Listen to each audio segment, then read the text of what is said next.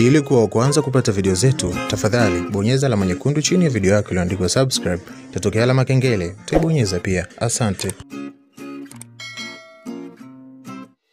Uhali gani mwana Zaro Media, karibu kwa mara nyingine tena, na leo tunaendelea na klabu ya Simba. Taarifa ambazo niko nazo mkononi: wekundu wa Msimbazi wameingia sokoni kuweza kutafuta beki wa kushoto ambaye atamrithi Mohamed Hussein ambaye mkataba wake umeisha, na bado Simba hana uhakika wa kuweza kumbakisha Mohamed Hussein, kwani Valentino Noma ameshindwa kuweza kuvivaa vizuri viatu vya Mohamed Hussein. Lakini pia Mohamed Hussein ana ofa nyingi, timu nyingi za nje ya Tanzania. Kama atavutiwa na timu mojawapo, basi Simba wako tayari kuweza kutokuziba pengo lake Mohamed Hussein ambaye amekuwa na kiwango bora kwa muda wa miaka 7 mfululizo. Valentino Noma bado mabosi wa Simba hawajamwamini, hivyo wamerudi sokoni kwa mara nyingine na kuweza kuinasa saini ya bwana mdogo kutokea taifa la Mauritania. Baba Msenegali, mama Mauritania, ameamua kuchezea timu ya taifa ya Mauritania.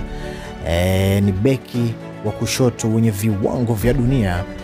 Na sasa nakipiga pale katika klabu ya Al Hilal Omdurman pale nchini Sudan. Uwezo wake ni mkubwa, uwezo wake umetukuka hasa, lakini pia ni beki wa kisasa ambaye anakupa vitu vyote vitatu. Anakupa cross, yani maana yake anafika boksi la mpinzani mara kwa mara. Anakupa ulinzi, yani anakuwa kwenye boksi lake la ulinzi mara kwa mara, lakini pia uwezo wake wa kutoa pasi ni uwezo mzuri sana. Hivyo Simba walikuwa na kinyang'anyiro kizito na Kaizer Chiefs, lakini taarifa ambazo mimi niko nazo, wekundu wanalunya sawa, tayari wameshaisinya saini ya huyu bwana mdogo Khadim Diao, umri wa miaka 26 peke yake, akiwa na umri mbichi zaidi kuweza kutumikia soka. Tayari msimu unaofuata tuweza kumuona katika ardhi ya Tanzania akiwa na wekundu Msimbazi. Sasa kama kaida yetu, basi tudurusu japo kwa macho, tumtizame, je, mguu wake una madini ama la sivyo? Sasa tuende kazi.